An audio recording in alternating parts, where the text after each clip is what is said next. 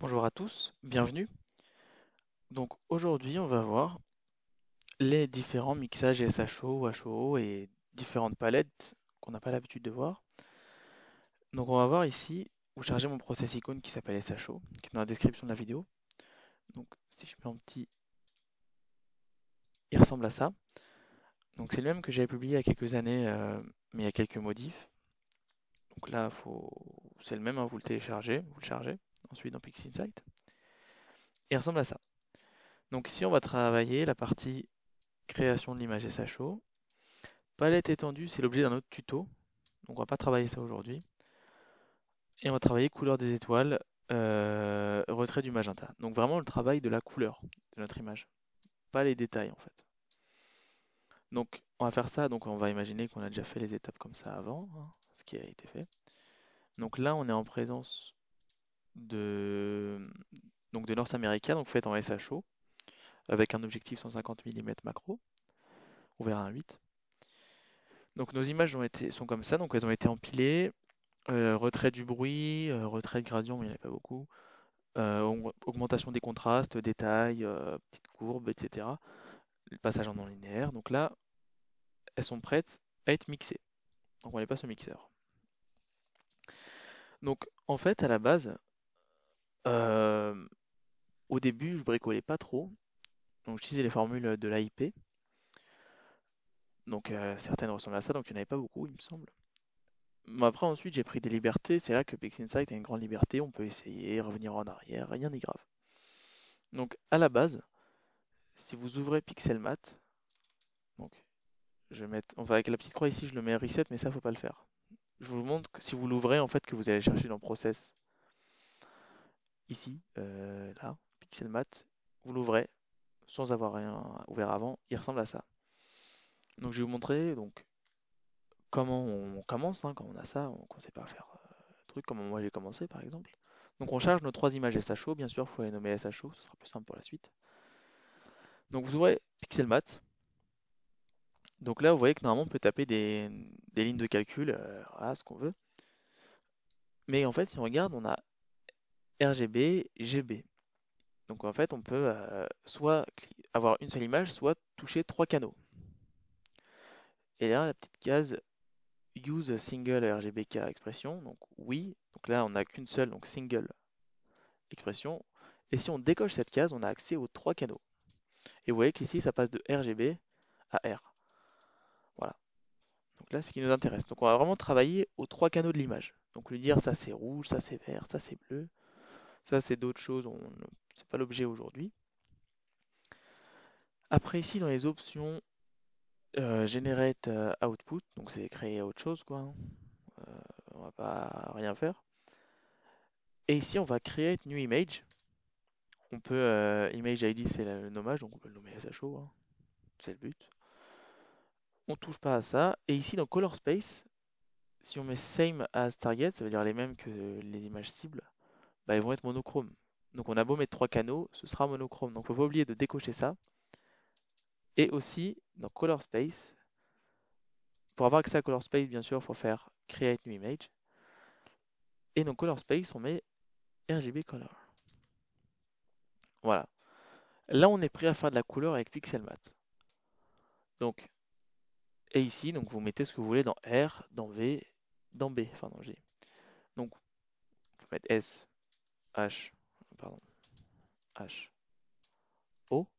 Voilà, c'est le mixage de base en fait. Souvent, moi j'ai commencé comme ça, hein, je faisais ça. Et là, on fait le carré. Et là, on a le premier image SHO, donc qui ressemble à ça. Bien sûr, il faudra la retravailler ensuite, hein. On peut faire du retrait de vert, etc. Et donc, tous les process ici de Pixelmatte se basent sur cette technique en fait. C'est juste qu'ici les expressions diffèrent les unes des autres par leur complexité, etc. Donc s'ils vont commencer, vous voyez qu'au début mes formules étaient simples quoi, hein. Après, c'était moins simple. Celles-là, ouais que bon, elles sont toutes une tête immonde les unes par rapport aux autres. Donc la plupart, donc souvent celles-là, hein, enfin toutes quasiment. Il y en a que deux trois qu'on m'a donné des conseils, etc. Mais la plupart, en fait, je les ai bricolées moi-même, hein. À part celles qui sont déjà connues, comme SHO, HOO, etc. Les autres, je les ai bricolées à la main, en fait. Donc mathématiquement, elles ont, pour certaines, aucun sens, peut-être, mais elles donnent de belles couleurs, donc autant pas se compliquer la vie, hein. Donc là, c'est à vous d'essayer. Donc vous avez une liberté, j'ai envie de dire infinie, mais peut-être pas non plus. Donc en fait, cette partie se divise en trois sous-parties. Donc on va dire, enfin, à partir du 11-12, tout ça, ça donnera des couleurs SHO, donc bleu, vert, jaune. Ces deux-là, c'est du SHO, mais ça donnera du rouge, rouge rosé. Ici, c'est du HOO, donc pas besoin de soufre. Ça donnera des images rouges, en fait, style RVB. Et ici, c'est des palettes alternatives, donc qui correspondent à certains objets. Donc ça s'utilise dans certains cas, par exemple le HSO, ça s'utilise dans les... moi je l'ai utilisé sur la tulipe par exemple, ça donne des couleurs très sympas. Le HSS, ça s'utilise quand il n'y a pas beaucoup de O3, même pas du tout, parce que là il n'y en a pas en fait dans la formule. Je l'ai utilisé, je crois, il me semble, sur la Californie, j'avais fait des essais. Et ici c'est d'autres palettes, il y en a une qui marche super bien, je sais plus c'est laquelle des deux, qui marche super bien sur les dentelles du cygne et le crabe M1. Donc ça dépend vraiment des objets. Faut tout essayer, enfin pas tout. À un moment, vous allez savoir, moi, ma préférée, personnellement, c'est la V11. J'adore. Marche très très bien. Mais c'est à vous de bricoler, trouver celle qui vous plaît. Donc là, vous pouvez en essayer, hein. On va essayer la SHO normale. Hop. Donc il faut savoir que plus l'expression est courte ici, plus ce sera rapide. Donc voilà, on va la mettre en petit. Ça ressemble à ça. Je vais vous montrer ma préférée. Je vais vous montrer une SHO normale, ma SHO à moi que j'adore. Une SHO style RVB, HOO, et je vais vous montrer les quatre autres. Ensuite. Voilà. Donc là, à chaque fois, il fait Create New Image et ça show, hein, c'est RGB Color. C'est la même chose que ce que je vous ai montré au début. C'est juste que c'est déjà pré-rempli, vous avez juste à faire le petit carré et ça travaille à votre place. Donc ma SHO préférée, hein, ici. Vous voyez qu'il y a une légère différence, hein, c'est très très léger, hein. Pour certaines ici, souvent les 4 là que j'ai bricolé récemment, vous voyez que la nuance est très très légère, mais ça joue. On va mettre la 4, on va mettre celle-là, qui a un style RVB, pour vous montrer les différences entre chacune, hein. Ouais, vous voyez que c'est assez rosé, hein. C'est du rose bonbon. Voilà, petite taille. Donc ça, c'est un style assez RVB. Je vais vous montrer la HOO normale. Voilà, HOO, en fait, c'est vraiment basique. Mais je trouve qu'elle est très belle, hein. Faut pas se compliquer la vie forcément tout le temps. Et je vais vous montrer, donc, je le pousse.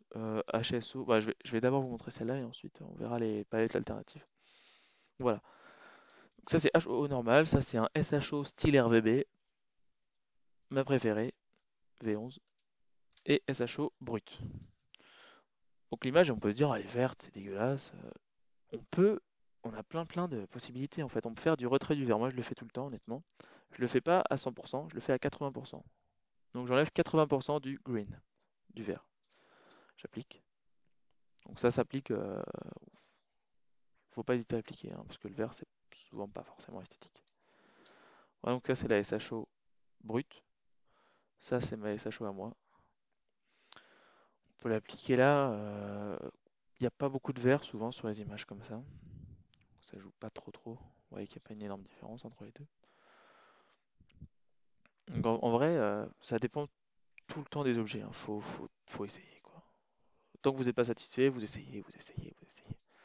Donc en fait, du coup, si vous... Donc celle-là, on va la fermer, hein, pour cet objet. C'est pas très beau. On la ferme. Celle-là, on la ferme. Parce que je suis pas fan non plus. Regardez ma préférée, la HO aussi. Donc ça ressemble à ça.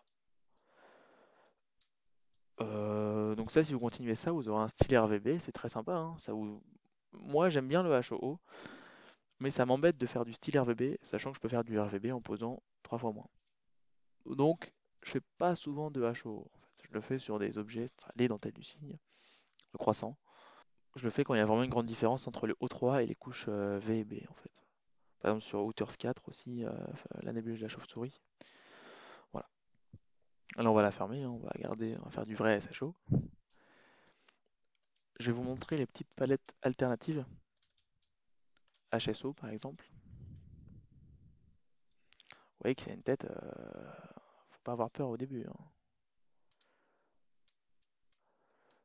C'est parfois étrange.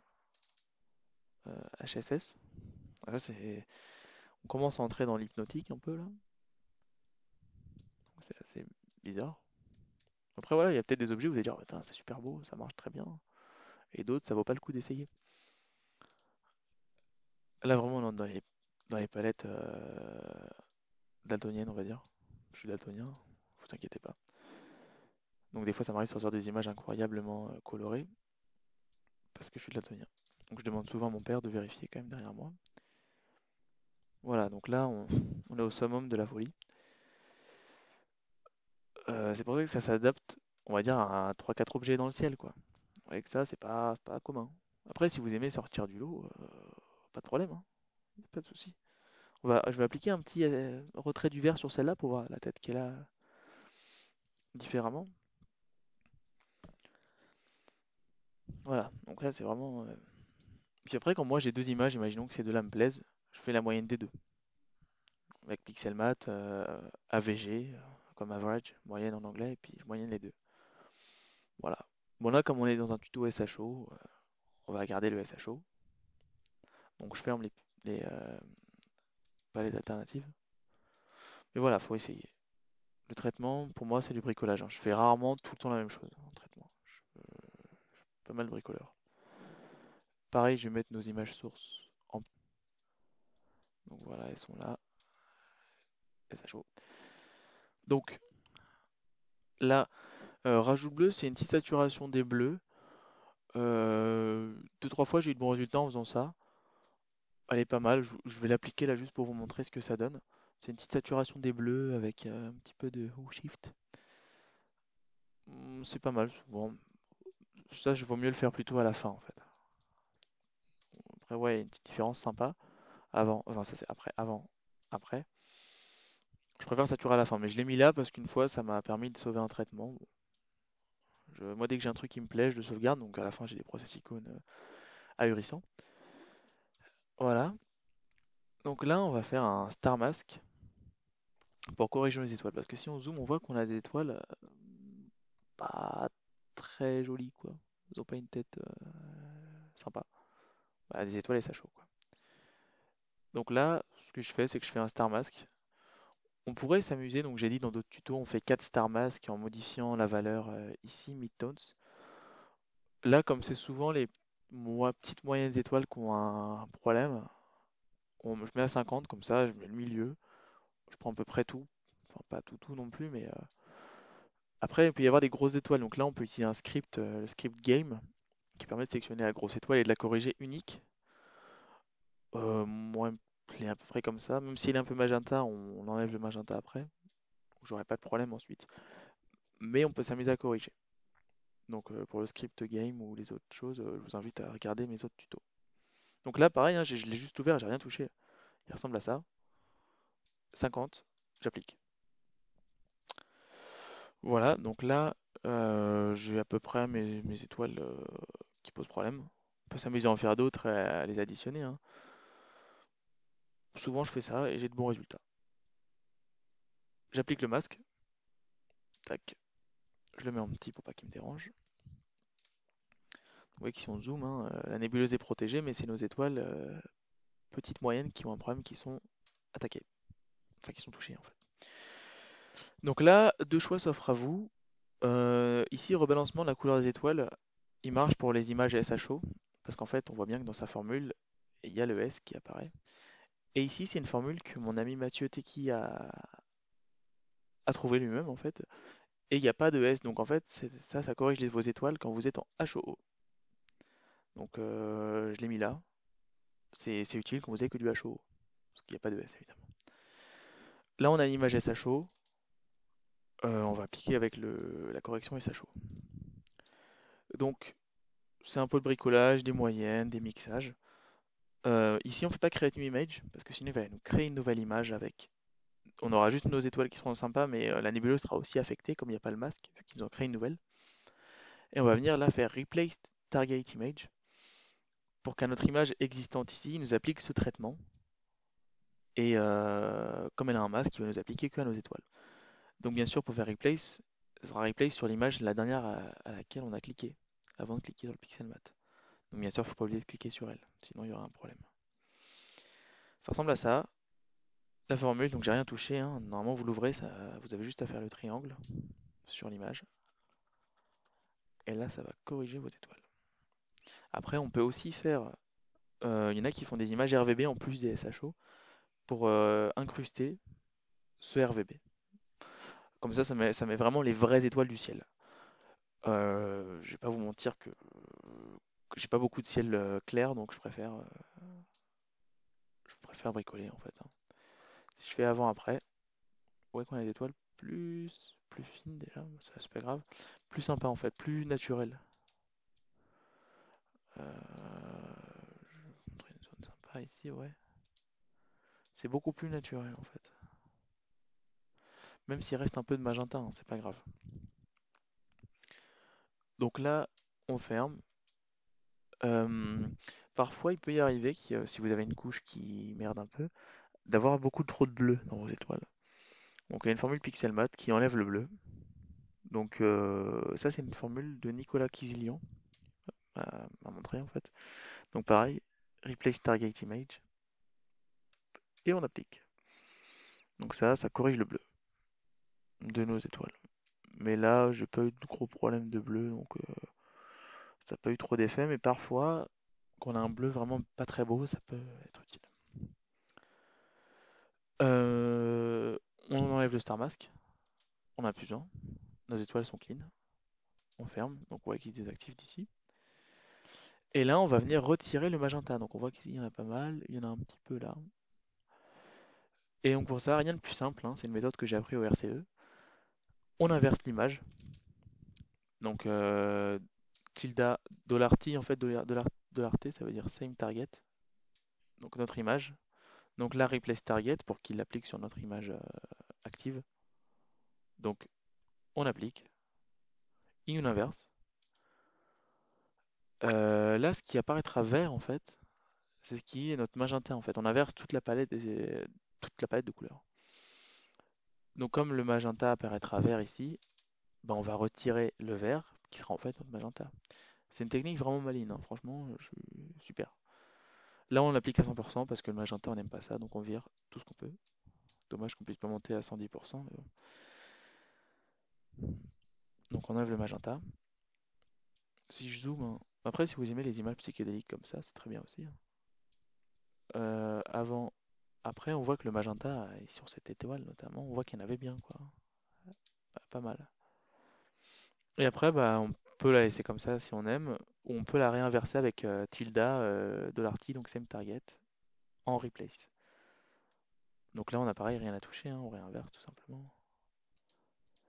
Et donc là, on n'a plus notre magenta qui nous embêtait. Donc si je zoome sur Deneb ici, pardon, voilà, elle ressemble à ça. Et avant, elle ressemblait à ça. Vous voyez qu'il y a moins de magenta en fait, hein. Elle est mieux, je trouve. Voilà, moi ça me plaît bien. Donc là, pour moi, j'ai mon image SHO. Donc vraiment, je parle purement de la colorimétrie. Fini. Donc sauvegarder l'image couleur. Donc ça fera l'objet dans notre tuto, la création d'une luminance, donc un master qui nous servira de luminance à partir des images SHO. Donc différents mixages, mais ce sera l'objet d'un autre tuto. Donc ça c'est plein de formules pareilles. C'est la même chose, mais c'est la même chose qu'avec les couleurs, mais avec différentes choses. Donc voilà à quoi ressemble mon image SHO finale. Je parle de la couleur finale. Donc pour ici, cette partie-là, donc c'est très intéressant sur cette nébuleuse en passant, hein, ça fait un résultat superbe. C'est l'objet d'un autre tuto également. Pour le reste, pareil. Voilà, donc j'espère que ce petit tuto vous aura plu et n'hésitez pas à liker. À bientôt!